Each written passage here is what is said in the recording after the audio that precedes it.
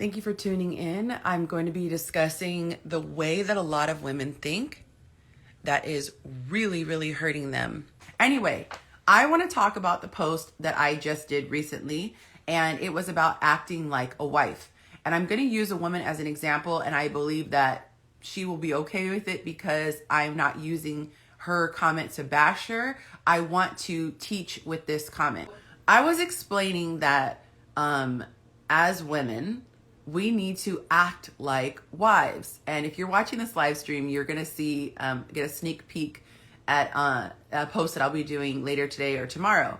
And by the way, if you guys have a question, because I see someone just dropped a question, please do me a favor and use the little question icon, because then it keeps it in a nice, it's like a nice and neat little folder when I can get to it. Otherwise, I'm like trying to scroll and find the question or read it while I'm in the middle of talking. So I don't want to discourage you from writing questions. I just would like you to put it here so that I can come to it at the end, okay? Thank you, my love. So I did a post, and I'm going to be talking about how to act like a wife when you are still a single person. And I can already tell, guys, I need to grab my water. I always have my water because when I talk a lot, my throat gets dry. So bear with me. I'm going to go grab it in a second. But there was a woman who was troubled by the post, okay? So this was her exact wording. And again, I'm not making fun of her. I actually think she might be watching right now. And I believe that we got on the same page. So I feel comfortable using this. She said, I disagree with this one, sis. I'm going to be me and attract what's mine. I'm not acting like anything. What I've learned is ask questions. If you disagree with something with a person, ask a question. Don't assume you know what they mean. So I asked a question. She said, I love it, okay? And I hope this is okay, love, because I think this is really going to help a lot of women hearing your thought process, okay? I love, love, love the way you responded to me, by the way, on the post. So I asked her, what specifically are you disagreeing with? Because sometimes we can be emotional when we answer. She said, I guess I just thought the man for me will accept me as I am. And it's looking, love, like the question is not going to the comment. So go ahead and try to click that button first. It has a little question mark with like a speaking emoji. So tap that first and then type your question in there, my love. Otherwise, it's going to get lost in the river of comments. Okay, so I said, what specifically are you disagreeing with? She said, I guess the thought that the man will accept me as I am. I don't go out because I'm a thought. I go out because I'm social. I want someone who accepts that, you know? So what I said in the original post was, if you go about having a hot girl summer, understand that that man is going to look at you and say, that is a single woman having a hot girl summer. He's not going to say, that is a wife. Let me make her my wife. Okay? Just like we as women don't want Build-A-Bears. We don't want men who live in their mama's basement and we go, you know what? He has potential. I wonder what he'd be like if I put in work. We don't want that. That's the best way to see if our expectations are realistic. If we flip it 100%, flip it 180 degrees, if it doesn't apply to men, it most likely does not apply to women, unless we're talking specifically about energy. But even still, you could still flip it, but make it appropriate, okay? So just like women say, I ain't trying to build a bear. He could be handsome. He could have a full, luscious beard. He could have side teeth. He could have good credit. But if he's not quite developed, he's still living in his mama's basement, most women don't want him as is. So we need to get away from this mindset that a man should love me as is. Well, honey, if you want to live in that fantasy land, flip it and allow men to live in that fantasy land with you, okay? Because you can't live in fantasy land all by yourself, because what are you going to be? All by yourself. So we want to be realistic. So she's saying, I want to go out because of this. Now, here's what I'm going to be explaining in my future post. Going out is not an issue. I specifically said having a hot girl summer. Most of us know what that lingo means. Having a hot girl summer is not going for walks in the park, going hiking, going out salsa dancing. Having a hot girl summer has a connotation that I'm going to act as provocatively and sexually free. If you guys follow my content, you know I put air quotation marks around free. That's for another conversation, or I'll digress. You are saying you want to act free. Yes, my love, hit the request button, okay? So I'm going to share this point and then I'll add you on. So, a guy who has an issue with a woman simply having a social life, that is a red flag. No man should have an issue with you enjoying the company of women. What I am talking about when I say act like a wife, if somebody saw the behavior that you were doing, right? They took a video, took a photo, someone described it. And someone said, oh yeah, that's my wife, homie. If that person would go, ooh, okay, man. If there would be something that was dishonorable about that behavior, that's what I'm talking about. So we have to be careful that we don't use general statements like going out and being social. Going out and being social, there's nothing wrong with that. There are plenty of men who encourage that. They're like, man, I wish my wife was more social. She just want to be up in the house up under me all day. Men should also be social. But do they look like someone's husband when they go out? Have you ever seen a man out in public and you're interacting with him the whole night, and then at the end of the night he's like, oh, I will get your number, but I have a wife? And you're like, okay, because you weren't acting like a husband about 45 minutes ago. So I would have men sometimes who would want to sleep with me, right? And what I would tell them was, I can't sleep with you because I don't want to dishonor my husband. They're like, ew, oh my God, are you married? No. But I will be. I'm already a wife. He's already a husband. We just haven't met yet. So I can't take away my body count. I can't take away the fact that you will have experienced me once I get married. And I don't want my future husband to look at you and you look at him and go, oh yeah, she tastes good, huh? I don't want someone else to know my husband's wife. Let that sink in, you guys. This is why the spirit realm is important for people to understand, whether you're a religious person or not. Religion is just being ritualistic, you guys. So religion, spirituality, having a relationship with God, that's different. Time and space is only relative to men and women, humans. Humans have flesh and blood. Time is it's not a real thing, it's a perceived thing. So you're saying in 2022, I don't have a ring on my finger, so I'm not going to act like a wife because I'm not a wife. You are a wife. You are a wife when you decide you want to be a wife. You become someone else's wife when he sees, oh, there is my wife. I just need to take the steps to formalize it. I need to go through the ritual that this kingdom, the United States, deems as being wife and husband. I need to go through this ritual, and then spiritually, I'm going to make her my wife permanently. I went from having the vision, speaking it into existence, but then spiritually, okay? I'm not trying to be gross, you guys. I'm being very literal. This is a spiritual bond. When you spiritually bond, it is like taking 2 cups of water and now pouring them into one single cup. Have you ever seen the candle ceremony? 2 flames. What do? They light a single flame. Can you take that single flame, that unity? I love all the statements of I am a wife. Yes, you guys are going to make me cry and get emotional. Have you ever seen the unity candle? He came in separately with his flame. She came in separately with her flame. And she put that flame together. Can you take it apart? Can you take that flame apart? Anybody? Can you take that flame apart? No! You can take a new candlestick, put it in and light it, and then pull your candlestick out, She can put her candlestick in, light it, and pull her candlestick out. But what happened to that middle flame? Does that middle flame go poof? Because, oh, you've taken your part out, you've taken hers out? If anyone's ever dealt with candles, what is still there in the middle?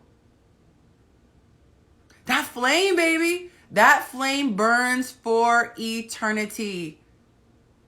The Creator said, what God has joined together, let no man tear asunder. I want to study the original language because that's what the King James said with his English. I want to study. I would venture to say you could substitute let. It's not possible for man to tear asunder. Okay? It's not possible. That flame is still there. You've just walked away with your separate candlesticks. You guys, this is why I went back and edited my old content that said the reason my marriage failed, the reason for my divorce. You guys, I literally heard the Holy Spirit say to me, I'm not a weirdo. It's just when you really get quiet spiritually, you can hear things. God literally said, he's still your husband. I literally heard him say that in my head. I stopped dead in my tracks because I was thinking about something else. And I was like, ew, excuse you. And a year ago, he said something else to me. He said, you're not done. He said his name. You're not done with so-and-so yet. And I was like, ew. So for those of you who don't know my business, I filed for divorce 7 years ago. I wasn't in a hurry to do it because it's expensive and there's so much that you have to learn about. And I was really nervous about going about it because I wasn't educated and I didn't want to make any moves that would really hurt me. So I went really slowly through the process. Finally, in 2020, I got to the point where we were almost done through court. We had one more piece that we needed to. We had already done the alimony and the child support, and we worked everything out. We were very amicable for the most part. We got to the very, very end. The court shut down. I was like, I didn't catch it until this year. I was like, the whole court shut down before I could sever my relationship. Now, we live in separate homes. We are estranged. We've been estranged for 7 years. Okay? But God said, that's still your husband. And I would love to say that when I first heard this a year ago, I was like, oh, okay, great. Oh, no. Oh, no. I was pissed. And for the first time, I've been angry with what God asked of me. I've never been angry at what God asked of me. I've always been like, okay, God. I've usually had a very sweet spirit when it comes to God. But I was like, God, I divorced him for a reason. I love my house. I love my new furnishings. I love my new life. And you know what? I already gave up dating. So it's not like I'm living in sin. I've given up dating. I just have a life of abstinence. And he was like, you're not done yet. So I was like, well, maybe what he means is the divorce isn't finalized. Is that what you mean, God? And I heard silence. And I was like, that's cold. Like, you just gonna leave me out here like this? I was like, I need answers. Because I was already fantasizing about, picking a different guy. Because when I picked the first guy, I was 23 and I didn't know anything about myself. I was living in La La Land. Now I've done the work. I know myself. I would really know how to pick an appropriate partner for me who is like totally compatible with me. Oh my goodness. And then we could be spiritually aligned and equally yoked. And oh, that would be so cool, God. And God was like, and I realized now he was like, I said what I said. So and I was like, so I sat with it for a year. And I was like, and then recently, I think it was like about a month ago, he said, that's still your husband. Now this is the second time I've heard the voice of God, like word for, it wasn't like a feeling, or usually I have like an inclination or a hesitancy. I actually heard a voice in my head, that is still your husband. And I was like, okay. And what happened was, spiritually, I surrendered. I said, God, I don't see it. God, I don't feel these emotions. God, Lord knows I don't feel a physical desire.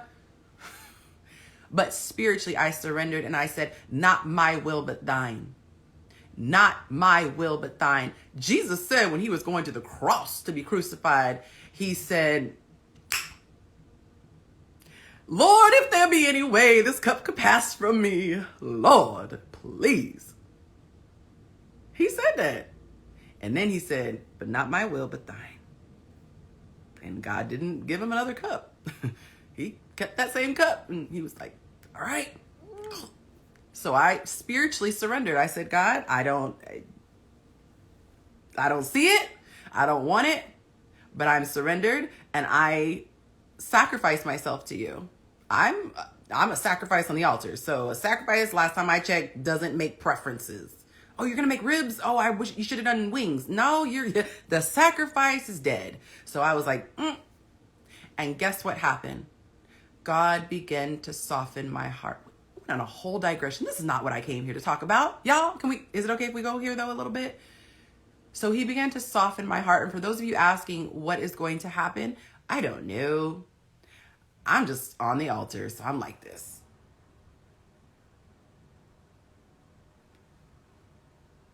And I'm not going to get into more detail because the situation is complicated. I will leave it at that. There are some things that are out of my control. I will leave it at that. So out of respect to all parties involved, I will leave it at that. But my God. So thank God he took the spirit of desperation away because, if I had tried to be abstinent and not date, that would have been a tall order. But God is so amazing that about, it was December 2021, I believe it was. December 2021. I prayed fervently for him to take away my spirit of desperation. And he did. It was like, I felt like spiritually a shackle had been broken off of me. I felt like I had been chained since I was my earliest memory. I told you I was a hater when I was 5. Hating on my parents because they had each other and I didn't have anybody. I felt for the first time in my entire life at the age of 41, I felt the shackles come off me. I felt a release from the spirit of desperation and I no longer felt compelled to be on a dating app. I no longer felt compelled to have attention from a man. I no longer felt like I needed validation. I no longer felt like I was half and needing to be whole with a man. It was incredible. Incredible. Thank God he freed me because having a husband but not living with him or having any of those, benefits would be very difficult. But what I have found is that God separates what he wants to consecrate. Woo-hoo-wee! He separated the hell out of me. You pick up what I'm putting down? You picking up? He separated the hell out of me. He had me go through heartache. He had me deal with busters. He had me dealing with, I won't even use the adjectives. Men who are acting less than children of God. We'll just say that. He had me disappointed. He had me let down. And he separated me. He allowed me to get to rock bottom. But child, when I tell you I am consecrated, child, when I tell you I am in a position where I don't want to go anywhere that he has not called me to go. I don't want to do anything he doesn't want me to do because I have experienced a relationship with God to where I messed around and discovered who he is. And he is the one who said in his love letter to me, baby girl, I want to do exceedingly, abundantly, above what? All that you can ask or even fathom. I can fathom a lot. I'm a creative and I am imaginative, hunter. So if I can imagine and visualize this and you were like, nope. Higher. Nope. Higher. What? Higher. No, keep going. What? Now put it on a rocket ship and blast it off. What? I can't even comprehend how... I'm good. Where do you want me to go? How high you want me to jump? I'm whooped. Okay? The enemy is so deceptive that he has made it seem like religion. And he talks about, look at the sacrifice. Look what you have to do without. But that's like you drinking poison every day, drinking shards of glass every day. And he's like, when you get with God, you're going to have to put that drink down. And you're like, oh gosh, I have to put this drink down. Oh, look what I'll have to give up. You're giving up drinking poison and shards of glass, my love. But what happens is when you grow close to God, which he doesn't want, the enemy doesn't want this. When you grow close to God, Jesus says to you, the Holy Spirit says to you, baby girl, test that drink. Put the poison test in there. And you test it. You're like, oh, and you see that there is something totally toxic in there. And he's like, now here's a sifter. Here's a sifter. Sift that drink. Just pour it through the sifter. And you're like, okay. And you pour it through the sifter and you see all the shards of glass and you're like, oh, that's what I've been drinking. And he's like, and then what do? Because of the knowledge you have in your head and the awareness, because your eyes have been opened, you're like, I don't want that drink.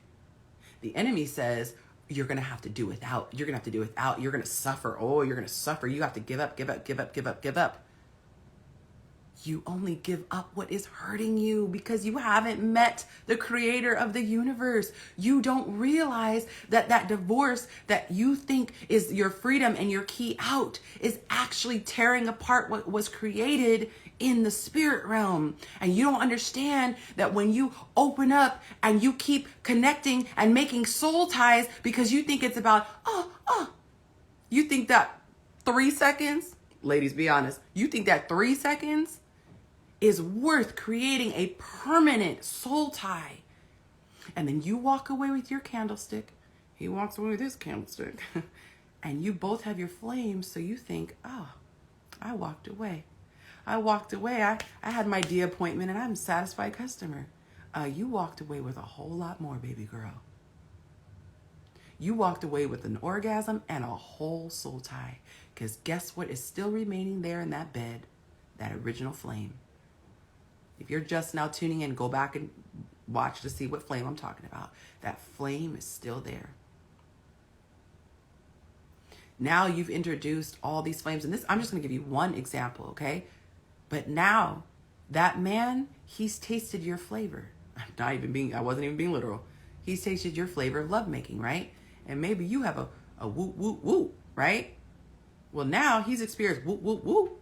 And now when he gets with the next person, she gives a but he wants the whoop, whoop, whoop and the okay? And then the next girl brings a but. So you got the whoop, whoop, whoop, the and the but. Now when he finally gets all his whoreness out, he wants a wife. He wants the whoop, whoop, the bop, bop, the beep, beep, the boop, boop, the bang, bang, the bop. And you're like, I am not a marching band. Now you have unrealistic expectations. Now you have all these men on my page talking about, what are you talking about, abstinence? That's not realistic. I got to test drive her. What are you test driving? Well, I got to see if she got the whoop, the bop, the whoop, the big, boot, the big. Honey, you only knew that because you experienced all these different things. Had you waited the way God ordained, you would have never sampled all of the entire buffet and you would have been happy with what you got. And if you're really good, together you learn the boot, the bop, the boot, the big, but the boot, and you get the whole buffet at the end of it. But you're so busy rushing to do this. And now you've gotten with her, and now what does this world say? Oh, now all of you ladies are disqualified because y'all are thoughts. They only did what you asked them to do. Pressured a lot of times. Oh, now you're not qualified because you're too loose. You've been had. Now you're so self-righteous that you get to judge these people's worth when you're the one who got her body count up to begin with. Go back and watch the other posts, you guys, okay? Do you see how this world is so up, okay? It's so flipped up. This matrix is set out for you to lose. It doesn't spit out winners. Sex with a lot of partners does not equal to winners. It equals to men being unsatisfiable, having an insatiable appetite. They can never get a high enough high because they are always trying to exceed the last one. They can't get enough porn. They can't get enough sex. They cannot get higher and higher. They constantly are chasing a high that they are never going to get. Now they got to start doing kinkier stuff. Now they got to start adding drugs to the mix. Now they got to start adding, a lot of these perversions because it becomes boring to them because they have tasted something they were never supposed to taste. Get out of the matrix. That's why I'm here, you guys. This is not about religion. This is about waking up to the freaking reality that's all around you. You are being lied to on a daily basis, but you're being lied to with cute messages. They're painting it with real cute pictures and real sexy models. And they're spending a lot of money. And they're saying it in real cool ways. They're doing it in real fun messages, real fun music videos, real catchy tunes. Sell yourself. Start having soul ties. Yeah. I would rap if I could, They rap it to you. They sing it to you. They give you that hook that you sing to yourself and put yourself under a spell and you don't even realize you're under a spell. Yeah. Virginity, that's embarrassing. Virginity is for men who can't get it. Virginity is for losers. Is it? Because I think the people who are losing are the ones who have a million soul ties. Now you can't figure out why you're having all these different mood swings that you never had before. Because you took on the mood swings of those other people. I've gotten so far away from my point. Y'all, originally, let me get back to my notes. Originally, I was talking about the fact that the original woman had an issue with how she felt. She had an issue with how she felt about the truth that I was saying. I don't make this stuff up. My father is 70, he was born in 48, so whatever that makes him, 70-something years old. This man knows women like the back of his hand. This man literally coaches women. This man has experienced dating. This man knows his stuff. Okay? He raised me to know men like the back of my hand. I have a brother, knows men like the back of his hand. My uncle. These three men, you put them together, there's nothing you cannot tell me about men. I know men. Now I have gone out on my own. If I don't trust these men in my life, because maybe they're biased, I went out and interviewed men. I have a group of over 1,000 men who speak freely. Okay? I don't know why they speak freely, but they speak freely. And guess what? When you have over 1,000 men all saying the same thing, who are all strangers, you tend to think this information is true. So guess what I do? I share this information with women. And then what do the women say? I don't like how that makes me feel. That discourages me.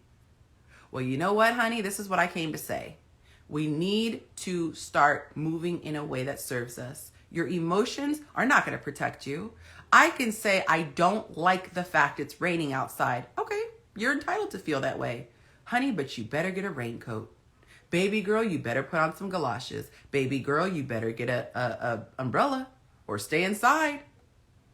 You could sit there and cry about the fact that you don't like the rain, or you can get equipped to win despite the rain. Or you use the rain to serve you. You know what? I need to water my plants. I'll put a bucket outside every time it rains.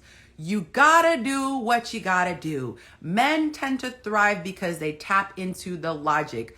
I don't like the fact that women like money.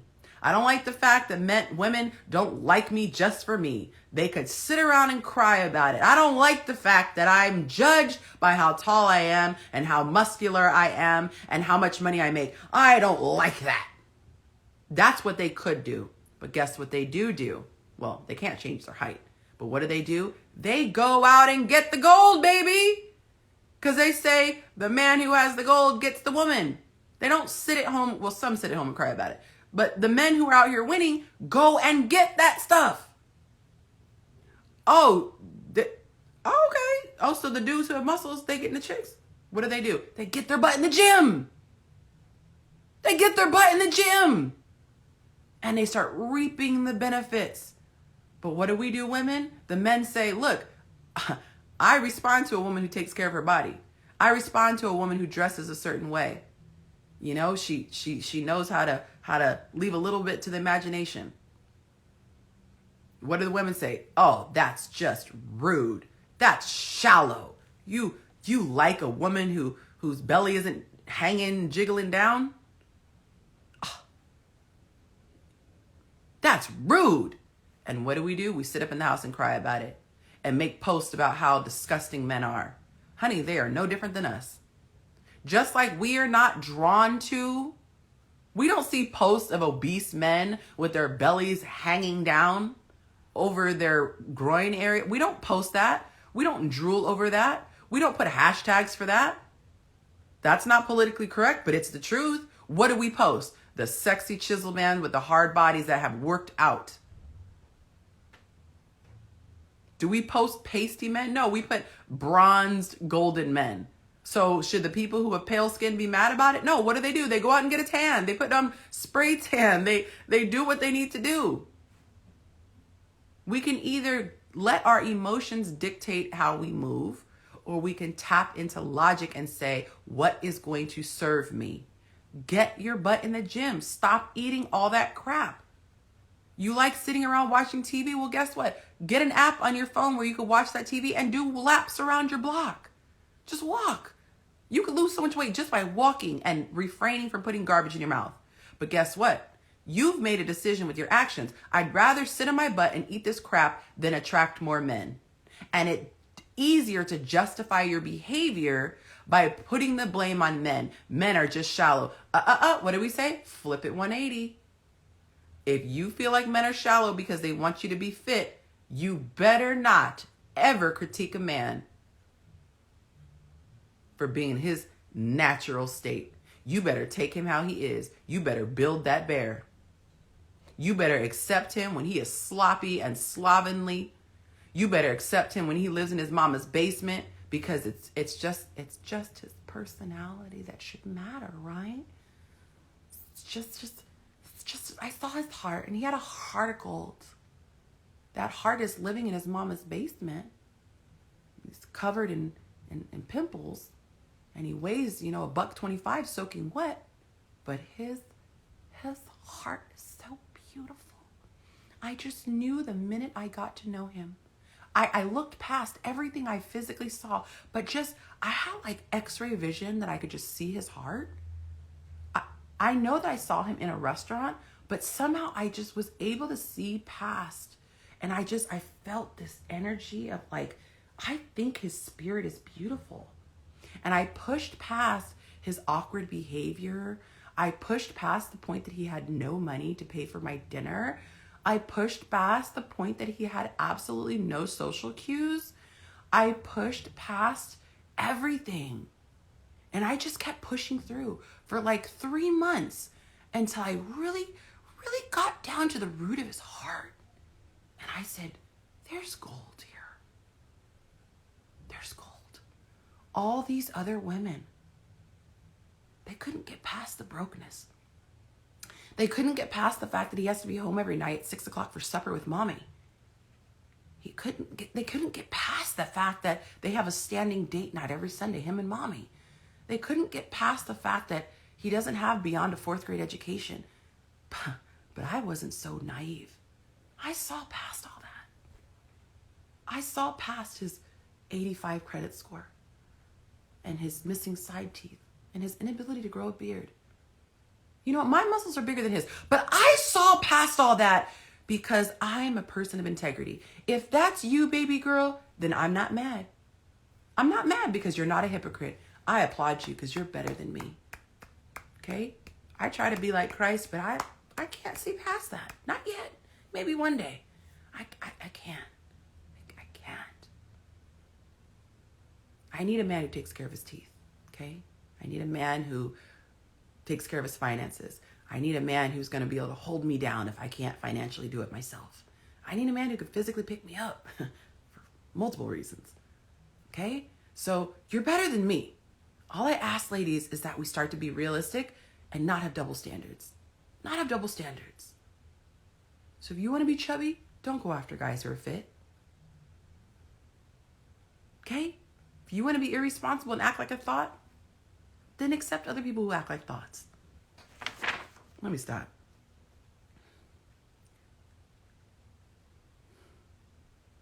We have to also be careful of the representation that we have, okay? This sweet woman said that I wouldn't want someone to judge me for my representative, based on my representative. Well, if you don't want to be judged on what you represent, take a moment and think, well, what am I representing? What image am I putting out there? And this is not what she's saying, but I'm just saying, you cannot say, I want to present as a thought. I want to act like a thought. I want to do thought things, but I don't want anyone to misunderstand and confuse me as a thought. Because logic says if it walks like a thought, acts like a thought, quacks like a thought, it's probably a thought. So if you don't want to be perceived as a thought, you probably should not move in thoughtful ways. Can I be honest like that, you guys? Okay? Usually when women object to my content, it's because they don't like how it makes them feel. But they usually cannot argue that it's not logical. They can't argue that there's not logic. They simply say, I don't like how that feels, and I'm going to wish upon a star, pray, cross my fingers and my toes, and pray that I will meet a unicorn man who is different than all the other men out there. I'm just going to cross my fingers and toes and hope that this guy will look past the fact that I sleep with a different guy every week. I show all of my assets except my nipples and my actual vagina on Instagram. I show everything else. I talk about my sexual escapades just boldly. And I turn up a lot. I'm not in shape at all. And I'm embarrassed, actually, how I look. But that man who's my soulmate, he's going to push past all that. He's my king. And he's going to put up with my masculine energy too. I'm going to act exactly like a man. I'll look like a woman, but I'm going to act like a man in every other way. And he is going to be so drawn to me. He's going to be like, that's my girl. That's my girl. Yeah. So, sis, keep that hope alive if you want. I wouldn't if I were you. I would let that dream, I don't know if you want to call it a fantasy, I would let that die. I would definitely recommend letting that dream die. And I would work on becoming the best version of yourself. Because when you strive to become the best version of yourself, you are going to attract the highest value guy you can.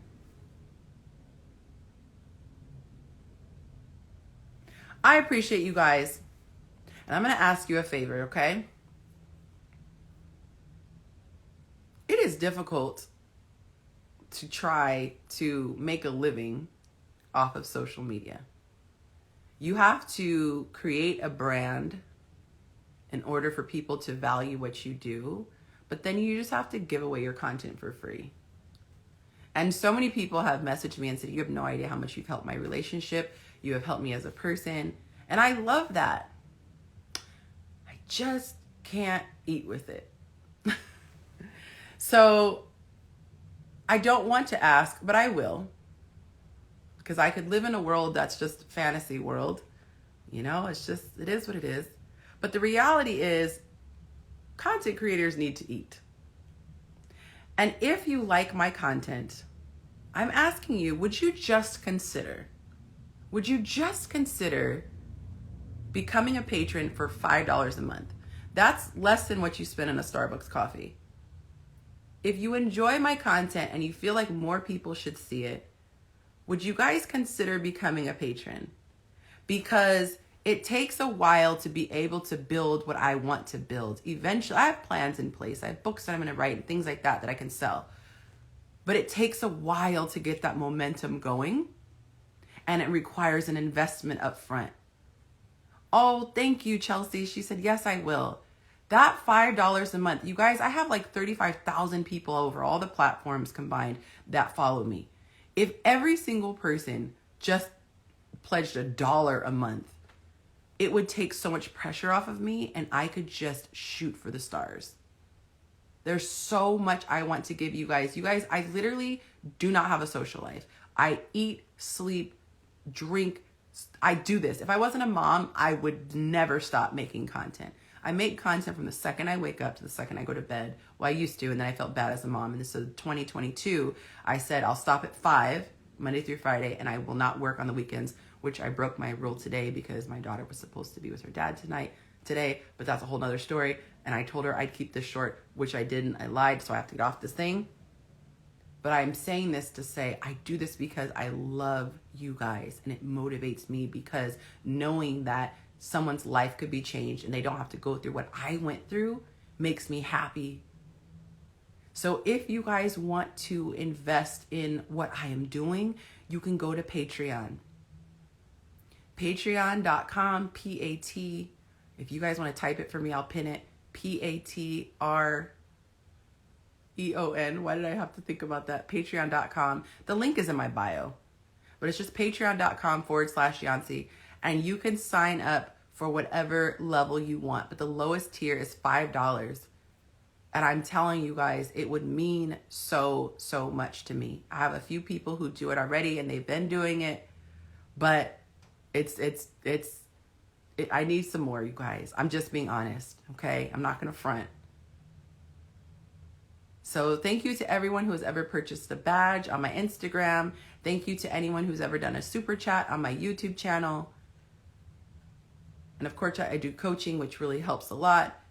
But if you guys could commit to just making that steady monthly contribution, $5, you guys, seriously, it will change my life.